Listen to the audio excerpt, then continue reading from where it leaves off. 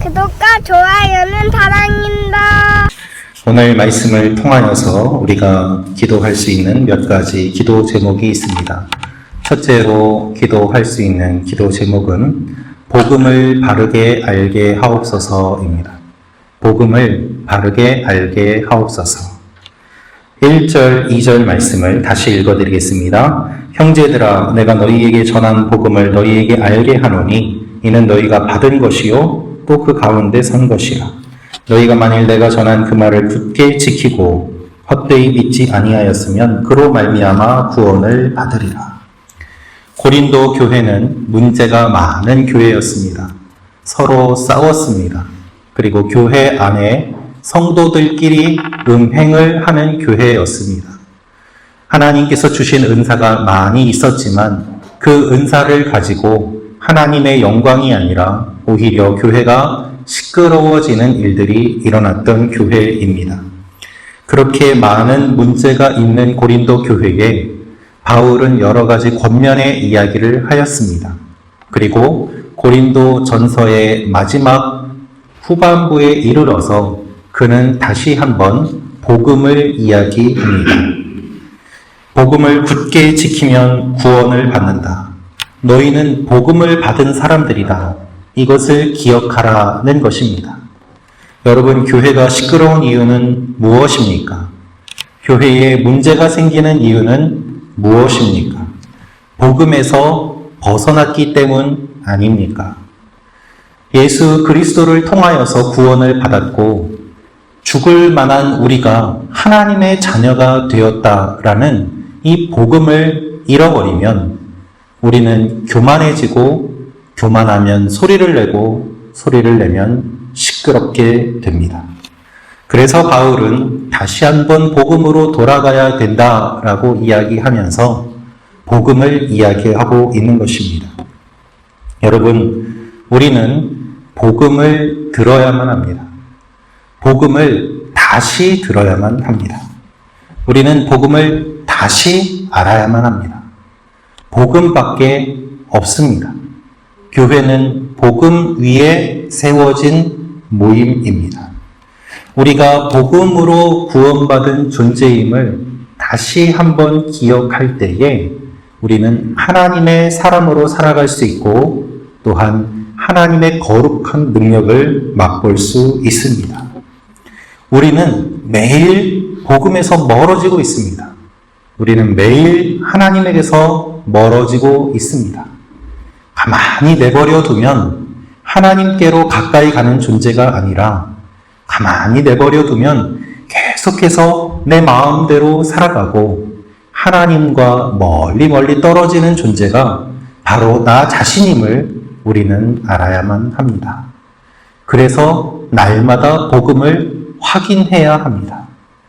차를 타고 갈 때에 내비게이션을 통하여서 내가 가고 있는 길이 바른 길인지 잘못된 길인지 멀리 떨어지고 있는 것은 아닌지 확인하는 것처럼 날마다 복음을 통하여서 내 믿음이 바르게 서 있는지 확인할 필요가 있는 것이죠. 여러분이 매일 새벽에 나와서 기도하시는 이유가 무엇입니까? 바로 복음을 확인하고 하나님 앞에서 우리의 모습을 확인하기 위함 아니겠습니까? 이 새벽에 기도하심으로 말미암아 복음을 다시 한번 기억하시고 하나님 앞에서 우리의 모습을 다시 한번 점검하는 시간이 되시기를 주님의 이름으로 축원합니다. 주님, 우리가 복음을 다시 한번 바르게 알게 하여 주옵소서. 두 번째로 우리가 오늘 말씀을 통하여 알 수 있는 기도 제목이 있습니다. 복음은 예수님의 죽음과 부활임을 알게 하옵소서. 복음은 예수님의 죽음과 부활임을 알게 하옵소서.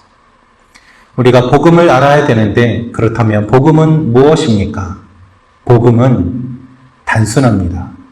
예수님이 나를 위하여 돌아가셨고 그분이 부활하셨다. 이것이 복음입니다. 바울은 복음이 무엇인지 설명합니다. 3절에서 6절 말씀을 읽어드리겠습니다.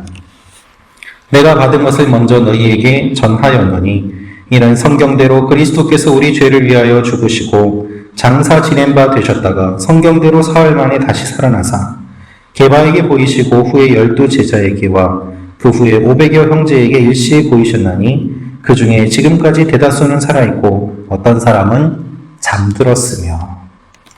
바울은 복음을 설명합니다. 복음은 예수님의 죽음과 부활입니다. 우리는 다 죄인입니다. 죽을 수밖에 없습니다. 그런데 죽을 수밖에 없는 우리를 위하여 예수님이 대신 돌아가셨습니다. 나의 죄값을 치루어 주셨습니다. 그리고 그것으로 끝이 아니라 주님께서는 부활하셔서 우리에게 영원한 생명의 문을 열어 주셨습니다. 그래서 예수를 믿음으로 말미암아 내가 죽었어야 되는데 주님이 대신 돌아가셔서 나는 죽지 않아도 되고 또한 주님이 부활하셔서 영원한 생명을 나에게 주셨다. 이것이 복음인 것이죠. 할렐루야. 여러분, 예수님은 성경대로 사흘 만에 다시 부활하셨습니다. 예수님은 말씀을 이루셨습니다. 그분이 지금도 말씀을 이루어 가십니다. 예수님께서 말씀하신 그대로 반드시 이 땅에 또한 다시 오실 것입니다. 그리고 우리를 눈물도 없고 아픔도 없는 하나님의 품으로 인도해 주십니다. 이것이 복음입니다.